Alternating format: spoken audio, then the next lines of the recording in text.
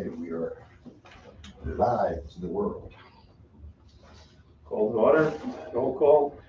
Peg Zugaby. Here. Tim Riley. Here. Howard Hellman. Here. Okay. What we have on the agenda is an authorizing resolution for pre-closing sales tax for the ranch Hudson Valley. I don't, Brian, Lino, Rudy, if somebody wants to just give a quick synopsis of what they're looking to do. Well, yeah, they haven't closed yet. In the meantime, they're getting all of their approvals in place, and they've begun working on it. And they asked if we could give them the sales tax prior to their closing. They anticipate closing in May of 2023. They'd like to be authorized for the full sales tax. This is actually an amended authorizing resolution. This project was authorized back in February.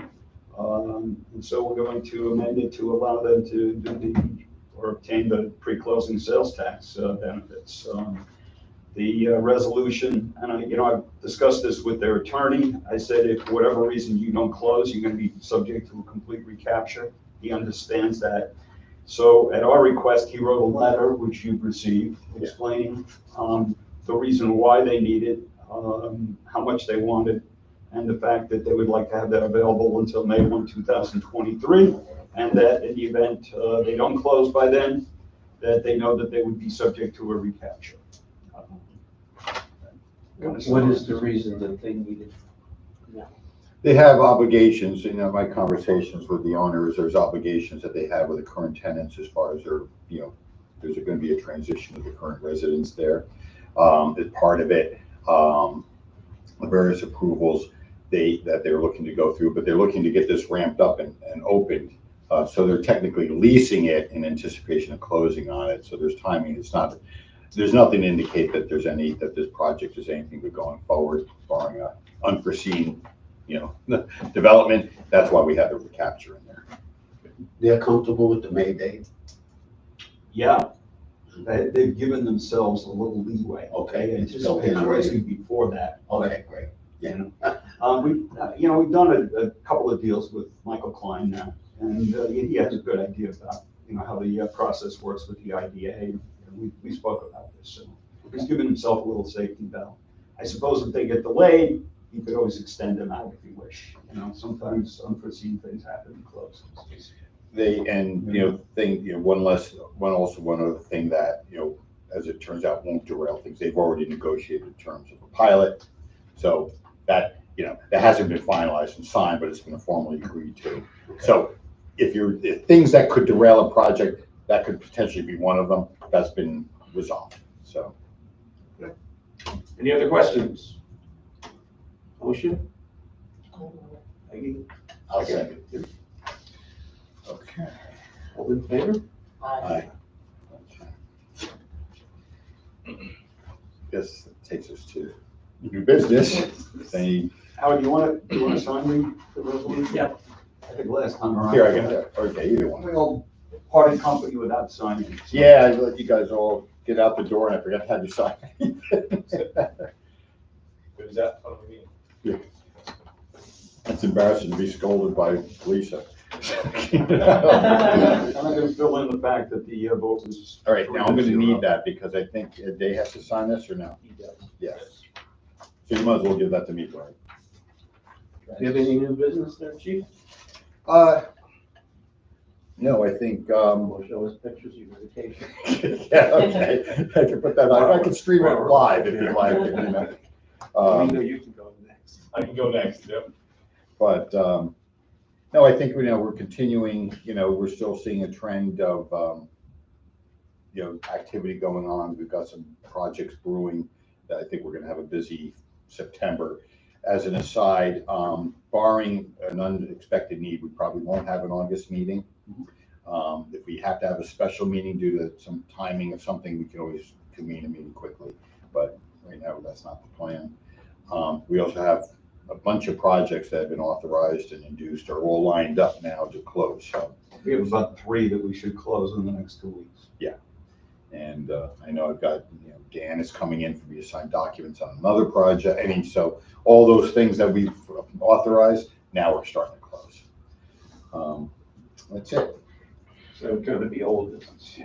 Old business, just as an aside, we've talked about the fee schedule with the pilot, but I think the consensus of the board was, it isn't that baroque, so maybe we don't have to reinvent that. So, we cooked around a bunch of different ideas, but, to redo it for just one project that represented a blip, kind of stepped back and said, okay, you know what? We can always revisit it, but right now we'll sit tight unless the board feels different. I think that was the consensus. I think so too, yeah. We don't have a treasurer's report this month because our bookkeeper's on vacation. It's all money. He bought an island. I don't know how he got there. He went to Italy. I was never sure. He's in a Bentley. Steve, I just wanted to ask that with what's going on with the IDAs and Dutchess and Ulster over the pilot, is that gonna, the pipeline, is that gonna affect us in any way? Well, each of them, each of I us know they obviously are oppose independent, it. but they have, from my understanding, you've got mixed results up in Ulster. They've been pretty adamant about not wanting it. Yeah, In Dutchess, to my understanding, the IDA supported it, but the board, they supported it, but then there was enough blowback to where now that's an issue.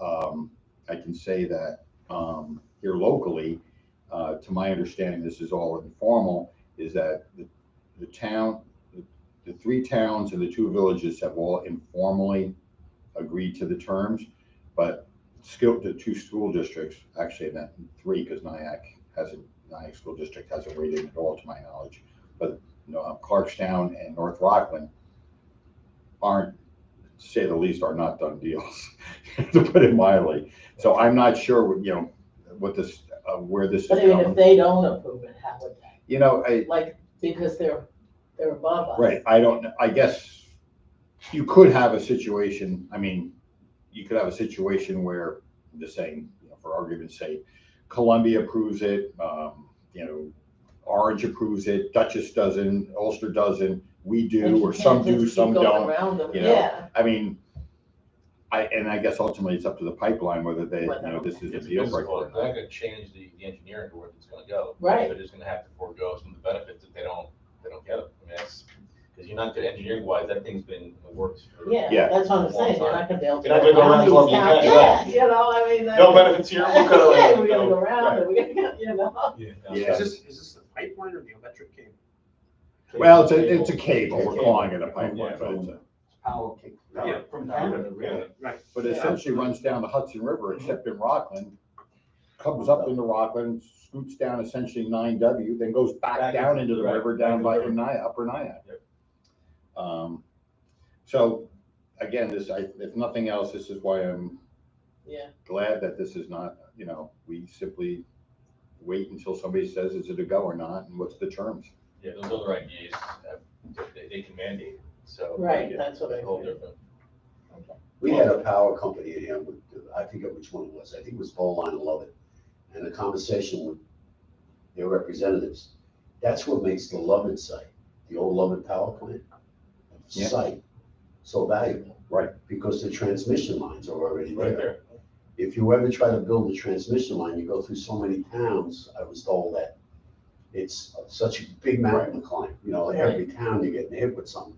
And that's why, from what I understand, they never sold that property. No, they didn't. Yeah. But Right. they took everything down, so there's no. But the structure. transmission, you know what I mean, Right. it's still, they can build the building, but when it goes through 17 towns, it's already there. Looking to do an overlay of that property, zoning wise. Really? Love it, yeah. But it hasn't gone through yet. Well, you got Article 7 too, like this project is in Article 7, so they don't have to go to all the municipalities for approval. No, they're looking to do an overlay to do, either residential or recreation, that's what they're looking at, it was in basically that, but it's, and the board supportive of it, they should vote on it.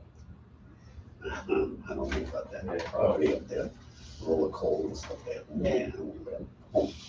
It's got a hair on it. Oh, Question, Cash. in reference to the treasurer's report for finances. We talked very briefly about the cash that we have and how we're investing it in CDs. And I think there was some conversation with maybe looking at some T-bills or T-bonds. The rates are considerably higher than CD, and I think we have that fiduciary responsibility to the public to at least research that. We can research it. Actually, Dan at the last meeting had stated he was gonna look at that issue. That's, I do know like our investment policy, which is kind of mandated by the state, it's very limiting. Yeah. So it's not about, I think there's three, and again, off the top of my head, it has to be, prudent, as far as it can't be risky. It has to be easily accessible. It can't be, there was three basic things that really handcuff you as far as. you can't have it tied up. You have to be, the organization has to be liquid, it's liquid, so you can't really tie it up in like real estate investments or things of that nature, but. Right. It certainly can't be entrepreneurial in the sense of. You do a ladder T-bill. Yes, I think T-bills. T-bills are considered okay. safe enough investments. Yeah. Yeah. But I'll follow up with Dan on that. And individually, you guys know about I-bonds, Run it at what, 8%, something like that? 9.62%, Limited to 10,000. 10,000 per person. Yeah, one of these days I'll have to. Been reading about it for months. Yeah, same thing. Okay, any other business? Motion to adjourn? Do we have to read the minutes? Yeah, let me read the Sorry. minutes quick, sir. Where's the Q&A? Okay, meeting was called to order at 9:02. Members, President Howard Hellman, Tim Riley, Peg Zugby. The board considered an authorizing resolution for pre-closing sales tax exemption for the Ranch Hudson Valley project that had been previously authorized. So this would have been an amended authorizing resolution to provide them with pre-closing sales tax in anticipation of closing next spring. Council Brian Quinn noted that there was usual requirements in there, including a recapture if they don't close. No further discussion. Board was approved unanimously. New business. There was no new business other than just an update on the status of current projects. Old business. Executive Director noted that based on the last meeting's discussion with the board, we're going to maintain the current fee schedule for pilots. Vice Chair Howard Hellman, I'll be adding all this in, by the way, asked the status of, Peg Zugby asked about the Champlain Hudson project, the status of the other counties as it relates to Rockland, discussion regarding, the various, where the project stands on a variety of levels is held, and that was it. I'll fill that in a little bit more. Treasurer's report, the Treasurer's report for June will be considered at the next board meeting. Vice Chair Howard Hellman asked about investment opportunities, if further discussion on that. And Council Dan Birmingham had made, will be followed up on that as far as other opportunities. That's it. Okay. I'll move. Okay. So, but Second. Okay, and we are adjourned at 9:20. Okay. Let me hit the off button.